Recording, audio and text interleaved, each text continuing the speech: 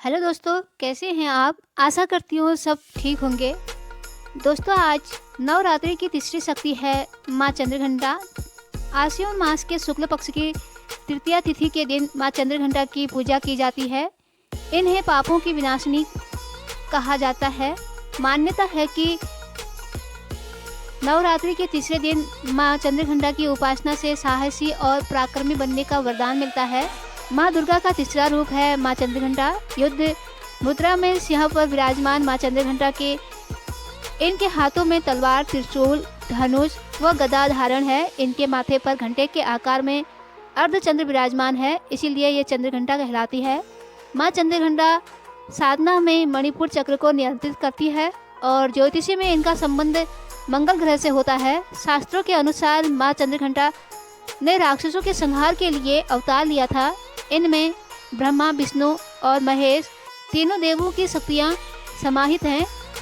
माँ चंद्रघंटा की पूजा में लाल और नारंगी रंग का अधिक प्रयोग करें। नवरात्रि के तीसरे दिन मणिपुर चक्र पर रंग अक्षर का जाप करने से मणिपुर चक्र मजबूत होता है।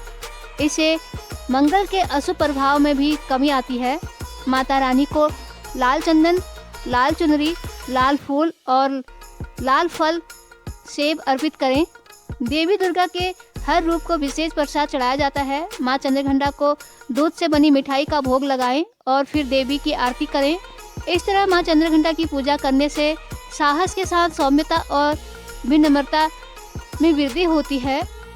माँ चंद्रघंटा राक्षसों का वध करने के लिए जानी जाती है। मान्यता है कि वह अपने भक्तों के दुखों को दूर करती है, इसीलिए उनके हाथों में धनुष, त्रिशूल, तलवार और गदा होता है।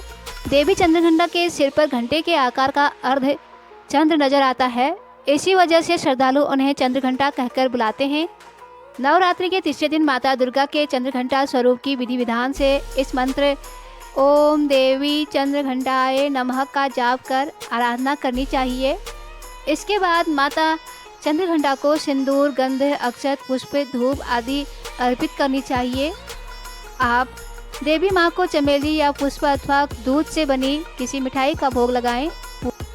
माँ चंद्रघंटा असुरों के विनाश करने हेतु दुर्गा के तृतीय रूप में अवतरित होती हैं, जो भयंकर दैत्य सेनाओं का संहार करके देवताओं को उनका भाग दिलाती है, भक्तों को मनवांछित फल दिलाने वाली है। आप संपूर्ण जगत की पीड़ा का नाश करने वाली हो, जिससे समस्त शास्त्रों का ज्ञान होता है, वह मेधा शक्ति आप ही हैं। दुर्गा भवसागर से उतारने वाली भी आप ही हैं। आपका मुख मंद मुस्कान से सुशोभित निर्मल पूर्ण चंद्रमा के बिंब का अनुकरण करने वाला और उत्तम स्वर्ण की मनोहर कांति से कमनीय है। तो भी उसे देखकर महिषासुर को क्रोध हुआ और सहसा उसने उस पर प्रहार कर दिया। यह बड़े आश्चर्य की बात है कि जब देवी का वही मुख क्रोध से युक्त होने पर उदयकाल के चंद्रमा की भांति लाल और तनी हुई भौएं के कारण विकराल हो उठता, तब उसे देखकर जो महिषासुर के प्राण तुरंत निकल गए। यह उससे भी बढ़कर आश्चर्य की बात है, क्योंकि क्रोध में भरे हुए यमराज को देखकर भला कौन जीवित रह सकता है। देवी आप प्रसन्न हो, परमात्मा स्वरूपा आपके प्रसन्न होने पर जगत का व्यू उदय होता है और क्रोध में भर जाने पर आप तत्काल ही कितने कुलों का सर्वनाश कर डालती हैं। यह बात अभी अनुभव में आई है, क्योंकि महिषासुर की यह विशाल सेना क्षण भर में आपके कोप से नष्ट हो गई है। कहते हैं कि देवी चंद्रघंटा ने राक्षस समूह का संहार करने के लिए जैसे ही धनुष की टंकार को धरा व गगन में गूंजा दिया, वैसे ही माँ के वाहन सिंह ने भी दहाड़ आरंभ कर दिया। माता फिर घंटे के शब्द से उस ध्वनि को और बढ़ा दिया, जिससे धनुष की टंकार, सिंह की दहाड़ और घंटे की ध्वनि से संपूर्ण दिशाएं गूंज उठी।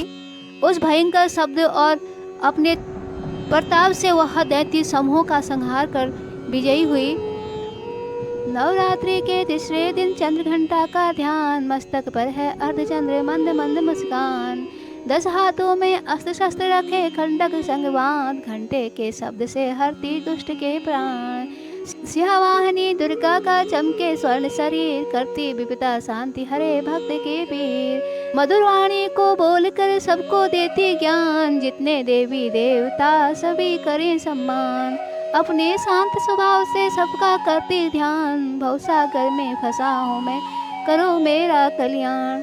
नवरात्रों की माँ कृपा कर दो माँ, जय माँ चंद्रघंटा, जय माँ चंद्रघंटा।